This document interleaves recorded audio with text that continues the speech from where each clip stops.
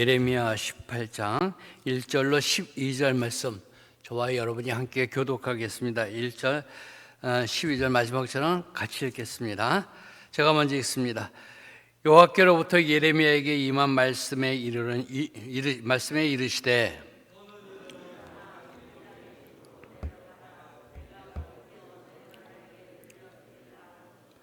내가 토기장이의 집으로 내려가서 본즉 그가 농로로 일을 하는데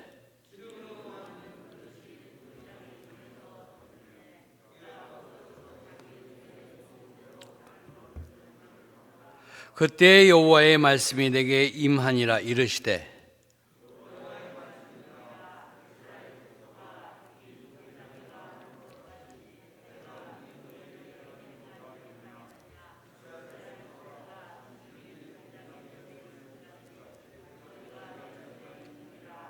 내가 어느 민족이나 국가를 뽑거나 부수거나 멸하려 할 때에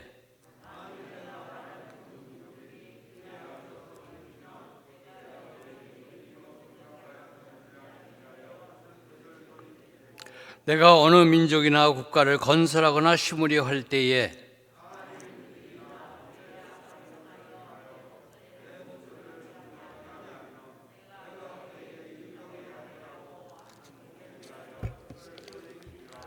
그러므로 이제 너는 유다 사람들과 예루살렘 주민들에게 말하여 이르기를 여호와의 말씀에 보라, 내가 너희에게 재앙을 내리며 계책을 세워 너희를 치려 하노니 너희는 각기 악한 길에서 들이키며 너희의 길과 행위를 아름답게 하라 하셨다 하라.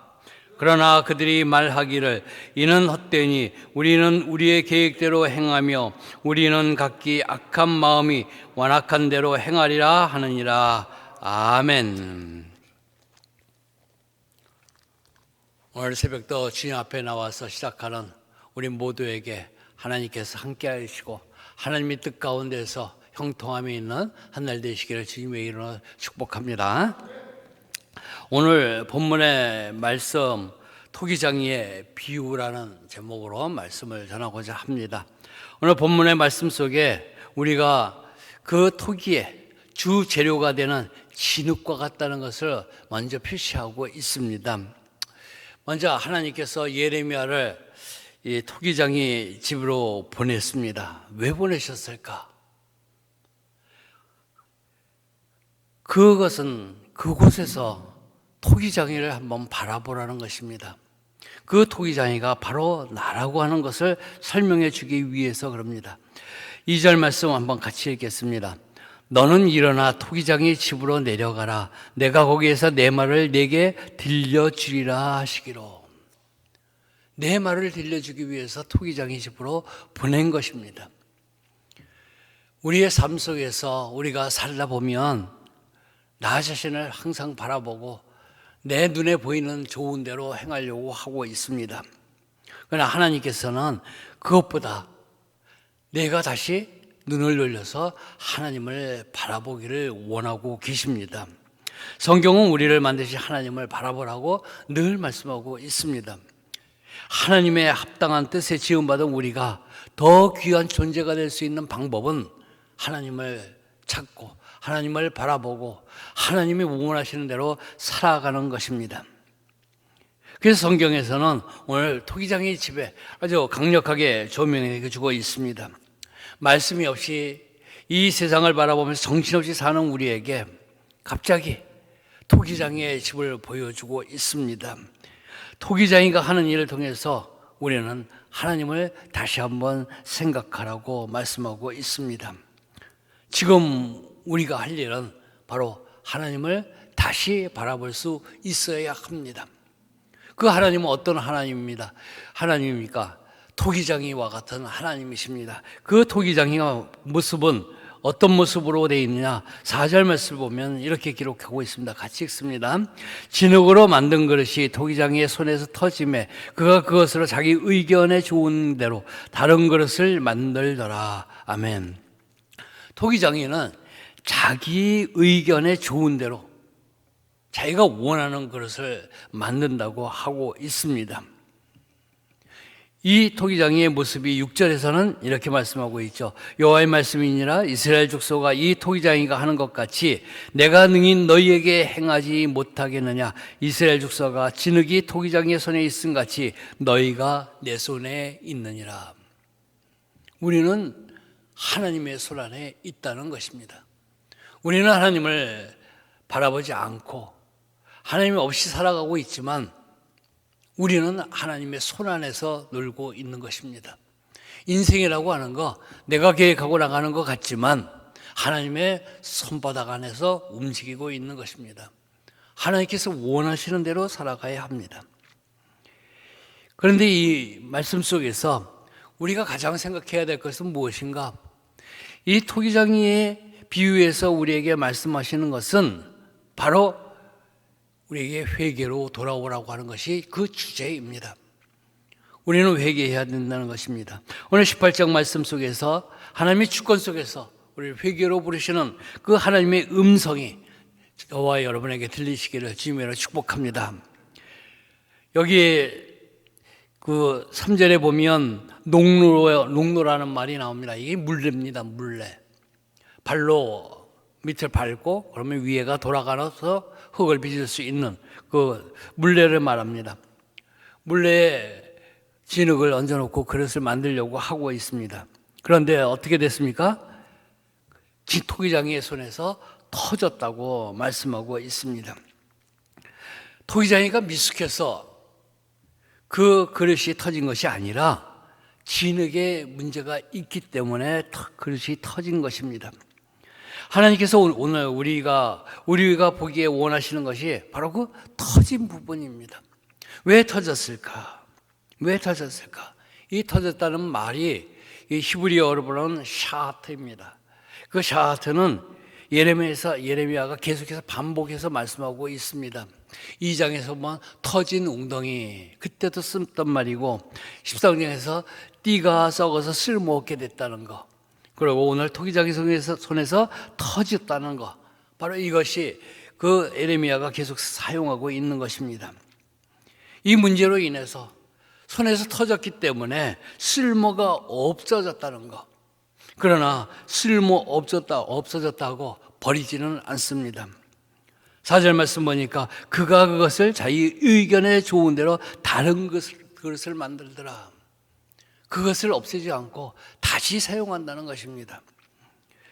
진흙이 우리입니다. 그 진흙이 하나님의 손 안에서 다시 만들어질 수 있는 것, 바로 그것을 우리 주님께서는 오늘 말씀하고 있습니다. 내가 잘못되어 있고 내가 지금 다른 길로 나가고 내가 토기장의 손에 마음에 안 들더라도 우리 하나님께서는 그를 다시 사용하시고 다시 고쳐서 하나님이 원하시는 그릇으로 만들어 가신다는 것을 오늘 말씀해 주고 있습니다. 그 말씀을 하기 위해서 오늘 설명을 하던 그 내용이 5절부터 이제 나옵니다. 먼저 말씀을 합니다. 7절 말씀, 8절 말씀에 보면 내가 어느 민족이나 국가를 뽑거나 부수거나 멸하려 할 때에 만일 내가 말한 그 민족이 그의 악에서 돌이키면 내가 그에게 내리기로 생각하였던 재앙에 대해서 뜻을 돌이키겠고, 너희가 회개하면 내가 다시 새로운 그릇으로 만들겠다고 합니다. 돌이키면이라고 번역되어 있습니다. 그런데 히브리어는 다른 단어입니다. 하나는 슈브라는 단어고 하나는 나함이라는 단어입니다. 앞에서 말한 것은 슈브, 그거는 우리 사람들의 회개를 말하고 있습니다. 그리고 나함으로선 돌이킨다는 것은 하나님의 긍휼에 따른 돌이킴입니다. 하나님께서 긍휼하심을 가지고 다시 한번 생각하고 다시 한번 사랑을 베풀겠다고 하는 뜻입니다. 우리 복음의 특징이 무엇입니까? 값이 없다는 것입니다. 여러분이 믿음을 돈 주고 샀습니까? 그거 전혀 상관이 없습니다. 값이 싸서 값이 없는 것이 아닙니다.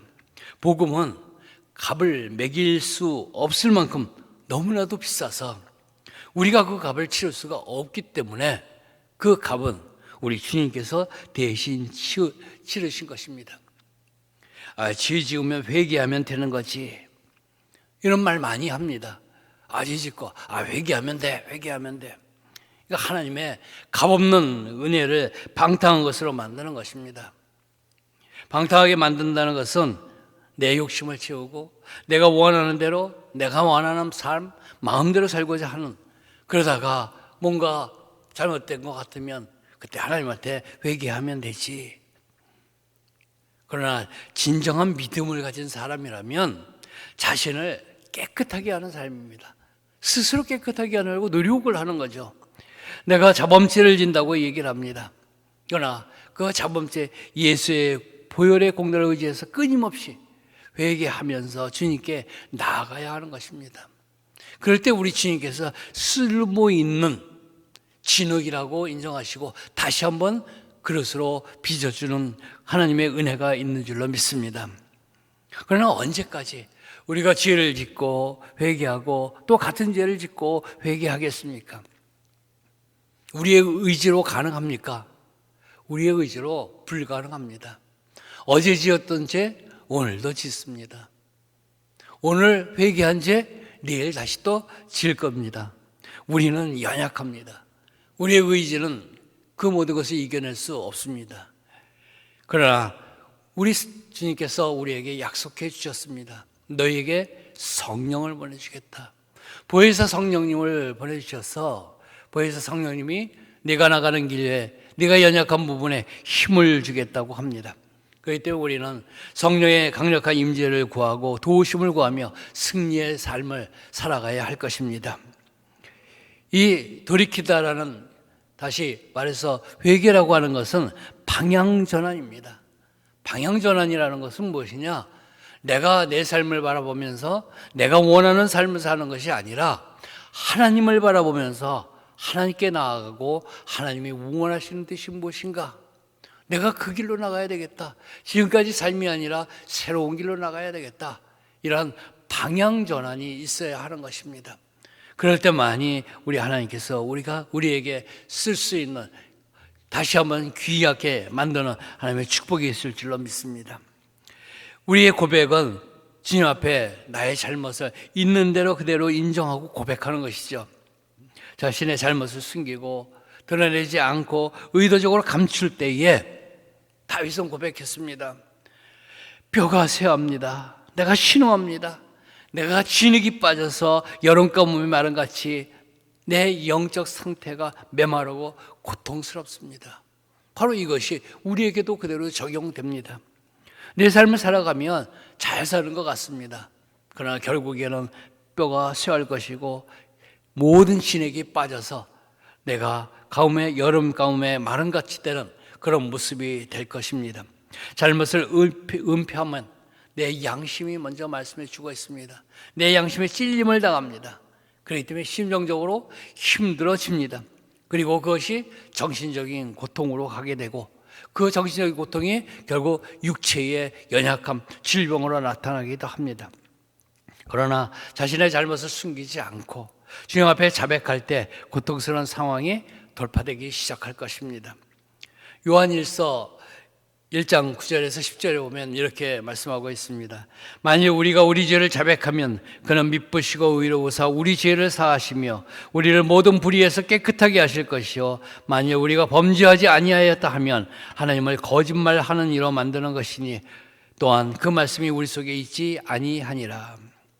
우리 죄를 자백하면, 하나님 앞에 하나님의 뜻에 비추어서 자백하면 하나님은 미쁘시고 믿음직하시고 의로우시기 때문에 우리 죄를 사하시고 모든 불에서 깨끗하게 하셔서 나를 다시 새로운 그릇을 만들기 위하여 사용하게 되시는 것입니다. 회개는 이 고백으로 시작합니다. 그러나 고백만으로 끝나는 것이 아니죠. 그 위에 우리에게 회개에 합당한 열매가 있어야 한다고 성경은 말씀하고 있습니다. 내 삶이 변화되는 것입니다. 완전히 바뀌는 것입니다. 회개에 합당한 열매를 맺어야 합니다. 우리 예수님께서도 말씀하셨고 세리 요한도 말씀했습니다. 세리들에게 말합니다. 지정한 세금 외에는 더 받지 마라. 내가 진정으로 예수를 믿고 예수를 따르기로 했느냐? 너희가 변화되기를 원했느냐? 하나님을 보았느냐? 하나님 뜻대로 살기를 원했느냐? 그러면 내가 하는 일 외에 다른 일을 하지 말라. 군인들은 속여 취한 것, 강탈한 것을 돌려주라고 말합니다. 삭개오가 예수님을 만난 후에 자신이 불의하게 취한 거 다 돌려주겠습니다 하고 고백할 수 있었던 것, 바로 그는 하나님의 뜻이 그 안에 그대로 들어갔기 때문입니다. 예수님은 누가복음 3장 8절에서 말씀합니다. 그러므로 회개에 합당한 열매를 맺고 속으로 아브라함이 우리 조상이라고 말하지 말라. 내가 너에게 이르노니 하나님이 능히 이 돌들로도 아브라함의 자손이 되게 하시리라. 내가 믿음을 갖고 나 교회에 출석하고 있습니다. 자랑하지 말라고 합니다. 하나님은 밖에 있는 불신자 같은 영혼일지라도 하나님이 불러서 쓰시면 그들이 아주 귀한 진흙이 될 것입니다. 이사야와 로마서에 보면 사도 바울이 토기장이와 그릇을 비유하고 있습니다. 최종 그릇이 나를 왜 이렇게 만들었습니까? 이런 얘기를 합니다. 그러나 오늘 예레미야는 그 그릇 이전에 진흙이 우리라고 이야기하는 것입니다. 그 진흙 자체가 뻣뻣해지고 못 쓸 것이 된다면 아무리 그릇을 만들어도 안 될 것입니다. 아니 완성됐다고 할지라도 금이가 있을 것이고 어느 부분이 터지게 될 것입니다. 그 그릇은 떳떳한 것 같지만 결국은 버림을 당하게 됩니다. 그러나 그 진흙 자체가 하나님의 손에 만져졌을 때에 내가 합당한 모습으로 된다면 만들어지고 다시 또 잘못되면 다시 만들고 해서 완전한 그릇으로, 귀 쓰는 그릇으로 만들게 될 줄로 믿습니다. 오늘도 회개에 합당한 삶을 살아서 우리 하나님 보시기에 주님이 원하시는 삶 속에서 은혜가 충만하기를 주님으로 축원합니다.